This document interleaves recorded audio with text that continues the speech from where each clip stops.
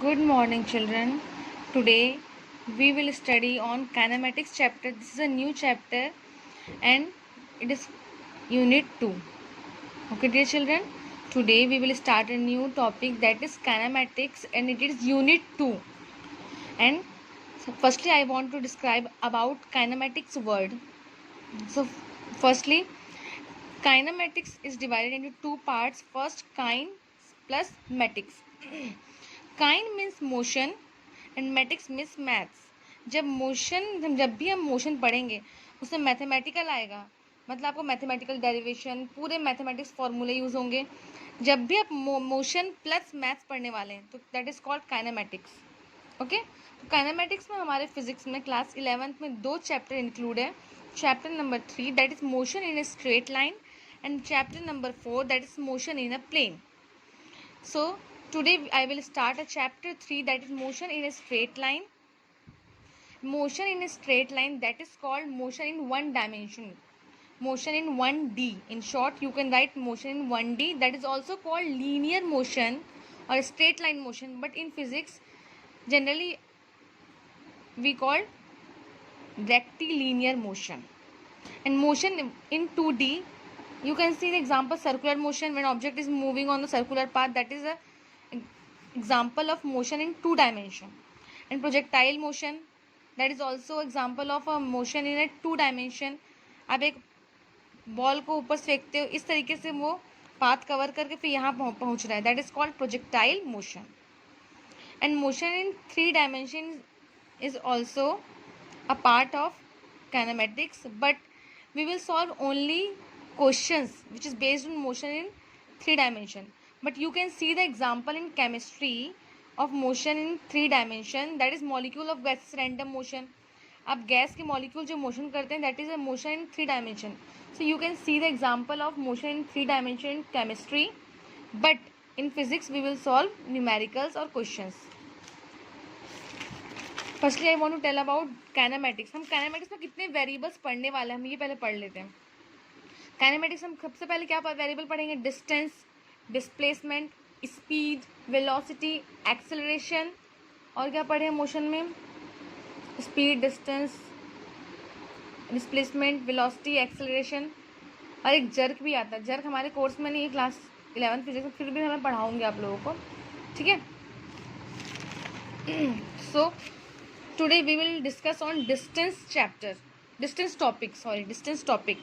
It is a scalar quantity. आप पढ़ चुके हो क्लास 9th में.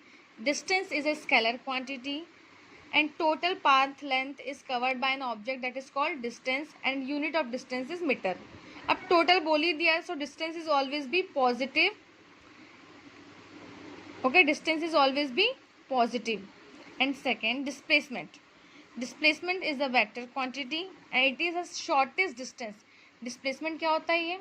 ये shortest distance होता है. Okay dear children, displacement is the shortest distance. सबसे पहली चीज़ एक बताऊँ आपको मैं, डिस्प्लेसमेंट जो वो भी एक तरह का क्या है? डिस्टेंस है. So shortest distance between initial position and final position is called displacement and SI unit of displacement is also metre. So we see the example.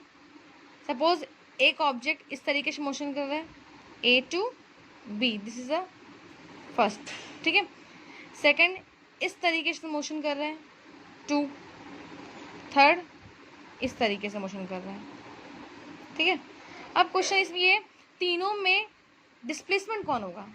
आपको ए से बी तक जाने के फर्स्ट रास्ते हैं, फिर ए से बी तक जाने के सेकंड रास्ते हैं, फिर ए से बी तक जाने के थर्ड रास्ते हैं. तो ये भी एक लॉन्ग डिस्टेंस दिख रहा है, लॉन्ग पाथ. ये भी एक लॉन्ग पाथ दिख रहा है, बट शॉर्टेस्ट पाथ क्या दिख रहा है आपको? Second path. So it is the displacement. आपको जो शॉर्टकट रास्ता मिल रहा है ना, that is the displacement. So shortest distance between initial and final position is called displacement. आपके पास वन वे है, सेकेंड वे है, थर्ड वे है, तो which is the displacement? Path 1 is also distance, path 2 is also distance, path 3 is also distance. But जो two path second way जो है that is a displacement.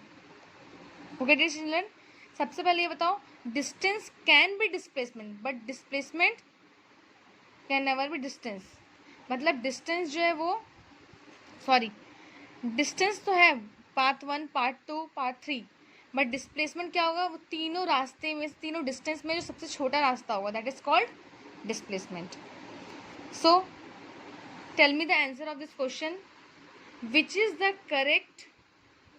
The correct relation between distance and displacement? आपके पास first option है distance is always greater than displacement, distance is equal to displacement, distance is greater than and equal to displacement, and distance is less than displacement. Which option is correct? Which option is correct for relation between distance and displacement? Fast think about that.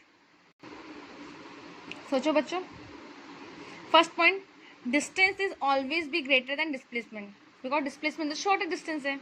Okay, option 1 is correct. According to concept, option 1 is correct. And second, distance can be equal to displacement. Yes, हो सकता है. Example देख सकते हैं हम लोग. Circular motion है, circular motion नहीं लेते हैं. एक ऑब्जेक्ट है ए टू बी, यह स्ट्रेट लाइन मोशन कर रहा है. यहाँ पे डिस्टेंस डिस्प्लेसमेंट के इक्वल होगा इस कंडीशन में. Yes, second option is also correct. Third option देखेंगे. फोर्थ ऑप्शन देखिए, distance is less than displacement. No, distance is always be greater than displacement because distance is the total path length but displacement is the shortest distance. So option A and B is correct, but let me check the distance. Option C, in the option C it is said that distance is greater than displacement and distance is also equal to displacement.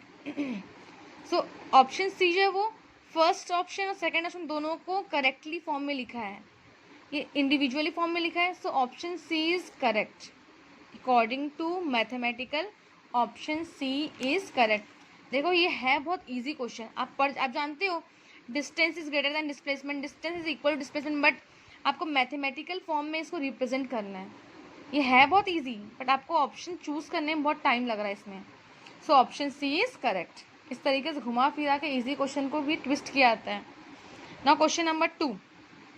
A man covered a distance through a A to B.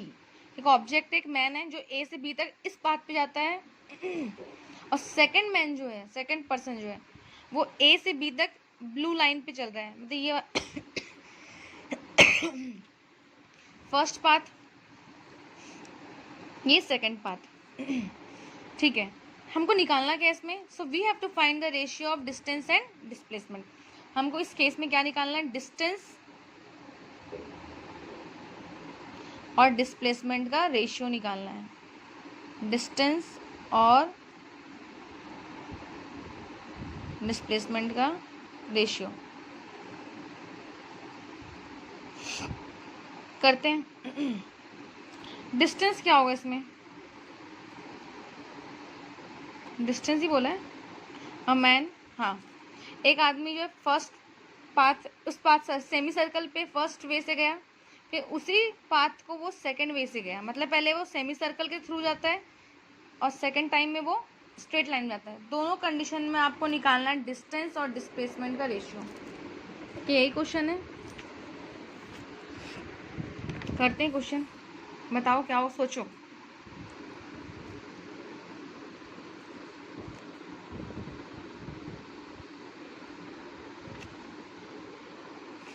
Question हमारा wrong लग रहा है मुझे, ऐसे क्यों लग रहा है.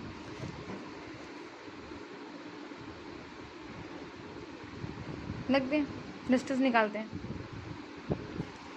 सो we have to find the ratio of distances.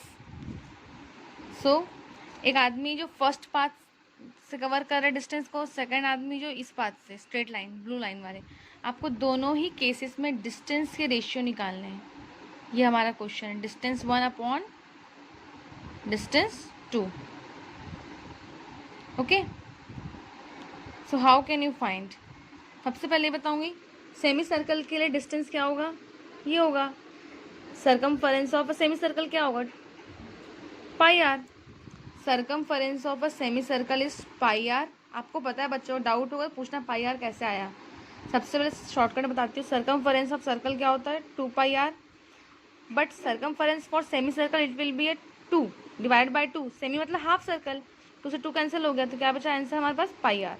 Okay, so here I will write a pi r. And distance 2 वो कहाँ चल रहा है, ब्लू लाइन में. It is straight line. Straight line में क्या होगा, radius plus radius 2r. So it is written in the form 2r. So r 2r cancel to each other. Now we got d1 ratio d2 is pi ratio 2. It is the answer. Okay dear children, so you have to solve this type of many numericals. Another question. Question number 3. An object covered 1/4 of a circle of radius r. So you have to find the displacement of this object. An object covered 1/4 of a circle. So 1/4 means from the center this part. Okay. An object covered 1/4 of a circle. मतलब वो इस तरीके से इतना ही cover किया है, इस तरीके से, वो ऐसा नहीं जा रहा है. This is the radius. This is the radius. It will be 90 degree. So we have to find the displacement. मतलब आपको ये निकालना है. तो ये आपका होमवर्क है. And you have to find the value of this question. Okay dear children, thank you very much and have a nice day.